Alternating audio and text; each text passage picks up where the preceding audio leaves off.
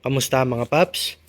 May isi-share lang po ako sa inyo na tips para maiwasan po ang mabilis na pagtumba ng ating mga motor mga paps, lalo na sa Aerox o sa NMAX. Lalo na po pag naka-side stand, mabilis po itong matumba mga paps. Kamukha po nitong aking Aerox nung nakaraan ay naka-side stand po ito. Habang binubuksan ko po yung gate namin, paglingon ko ay bigla na lang po itong natumba. Siyempre kung natumba po yung ating motor nako, lalo na't bago pa. Masakit po sa atin yun mga paps. Kamukha po nito nangyari sa motor ko. Hindi na yan yung nung natumba mga paps. Bali liniha ko na ito para malagyan ko po ito ng sticker mga paps. Smooth na tong hawakan mga paps. Kasi lalagyan ko na lang yan ng sticker. Nagasgas po yan mga paps. Kasi natumba po. So bibigyan ko kayo ng tips mga paps para maiwasan po ang mabilis na pagtumba. Natutunan ko lang din po ito sa kaibigan ko mga paps. Ginawa niya sa NMAX niya. Kahit na i-side stand po niya, kahit saan niya i-park, ay hindi na po mabilis matumba. Ang technique mga paps para maiwasan po yun, bali dito po mga paps, ay babawasan nyo po ito. Itong parang kanyang stopper. Ito po mga paps. Bali itong sa akin mga paps ay binawasan ko na po ito. Gamit lang po kayo ng grinder mga paps. Lagyan nyo po ng bala na kamukha nito mga paps. Para siyang panghasa mga paps. Hahasain nyo ito para mabawasan mga paps.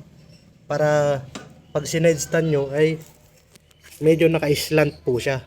Yan po itsura niya mga paps. Ipapakita ko po sa inyo mga paps kung paano ko po ginawa.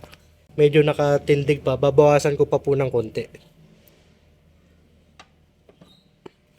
Oh, let's go mga paps.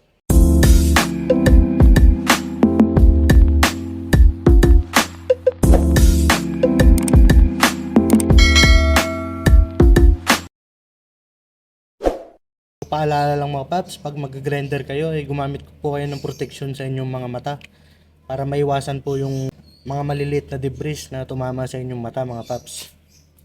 Ganito lang po yung ginawa ko mga paps. Babawasan nyo lang po itong pinaka-stopper nya. Parang ganyan mga paps. Babawasan nyo lang po ito. Hindi po maapektuhan yung kanyang kill switch sa makina mga paps. Dito lang po tayo. Tansyahin nyo lang po mga paps sa pagbawas mga paps. Huwag nyong susobrahan. Ito po.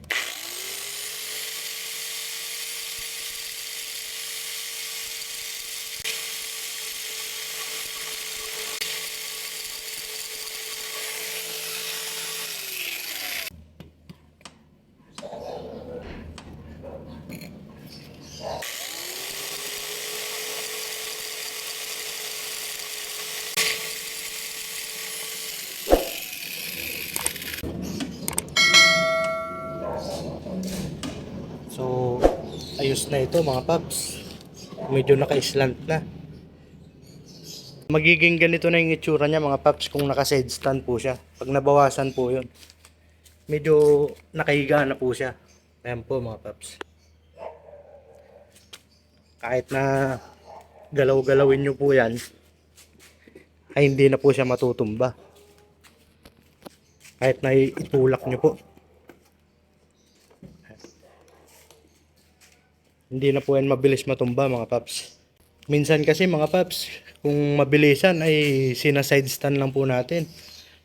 Pero mas mainam po dapat na i-center stand. Pero kung nai-grinder nyo na po ito, kahit i-side stand nyo na po mga paps, ay effective po yan, 100% po.